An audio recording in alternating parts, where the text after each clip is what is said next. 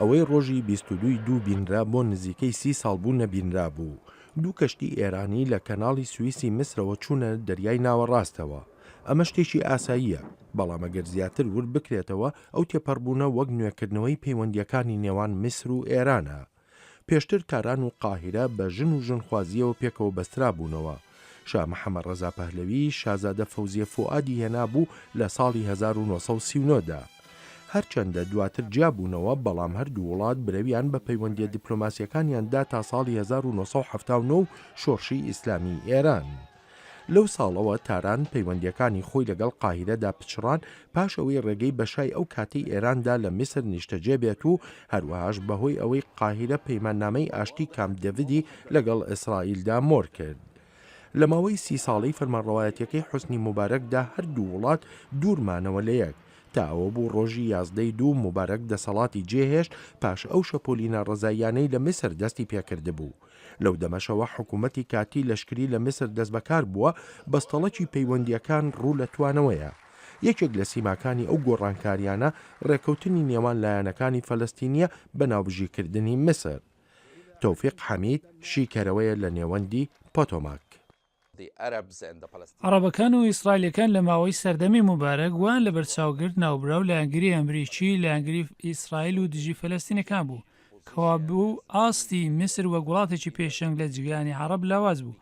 کاتێک ڕێژیم و سیستمی نوێ هاتچی قەومە، ئەوان هەویستیان ڕۆڵی ڕێبەرایەتی بگرنە دەست، کەوابێت خێراترین شت لێزێکردنەوەی حەماس و فەتا بوو.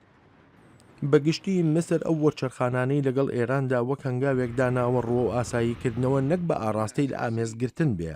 دەمڕاستی وەزارەتی دەرەوەی میسر گوتوویەتی وەک دراوسەیەکی ناوچەیی دەڕوانینە ئێران کە پێویستە پەیوەندیەکی ئاساییمان هەبێ لەگەڵیدا. ئێران بە دوژمن سەیر ناکرێت، وەک سەروەختی مبارەک و وەک دۆستیش سەیر ناکرێت. پەیوەندی گەرم و گورتر لەگەڵ ئێران و حەماسدا هەر تەنها گۆڕانی دیپلۆماسیەتی دەرەوەی میسر ناگرێتەوە، بەڵکو ڕنگدانەوەیەکشە بۆ ڕێکخراوی ئیخوان الموسلیمین کە پشتیوانی حەماس دەکا و نیشانەیەکە بۆ کاریگەریەکانی ئەم ڕێکخراوە. عەلی ڕیزا نادر شیکەرەوەیە لە نێوەندی ڕاند. میسر و حەماس لە هێندێک ڕێگانەوە لێک نزیکتر دەبن. میسر بەربەز لە سەرکەرتی غەزە لادەبا ئیخوان الموسلیمین کە پەیوەندی بە حەماسەیە لە گەلێک لایەوە هاوپەیمانێتی بەکردەوە دەبێتە ڕۆڵ جێرێکی گەورە لە سیاسەتەکانی میسر. شیکەرەوەی تریش دەڵێن قاهیرە پەیوەندیەکانی خۆی لەگەڵ ئێراندا گەرم و گوڕ کردووە و ئەمە ژوای کردووە هەندێک وڵاتی تر بە ئاگاهیەوە کاردانەوەیان هەبێت و مصریشی بەرەو ئەوە برد هەنگاو بنێ بۆ دڵنیاکردنەوەیان، وەک میشێل دەن لە نێوەندی کارنگی دەڵێ. ئەگەر چینی گەرانی زۆر بەرامبەر بە میسر هاتوتە گۆڕێ و وڵاتە جێدەداتە سعودیە، ئیسرائیل، ئەمریکا و پێشتر حکوومەتی میسر هێندێک هەنگاوی بۆ کەمکردنەوەی نیگەرانیەکان هەڵەناوە. سەرۆکوەزیری میسر ماوەیەک لەمە پێش چوو بوو سعودیە بە تایبەتی وەڵامی پرسیاریان سەبارەت بە سازانی لەگەڵ ئێران بداتەوە و تا چ مەوداک دەچێتە پێشێ.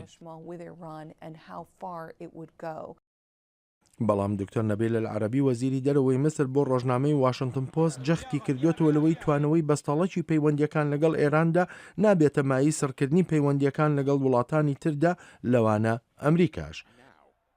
ئەم راپۆرتەتان لە بەشی کوردی دەنگی ئەمریکاوە پێشکەش کرا.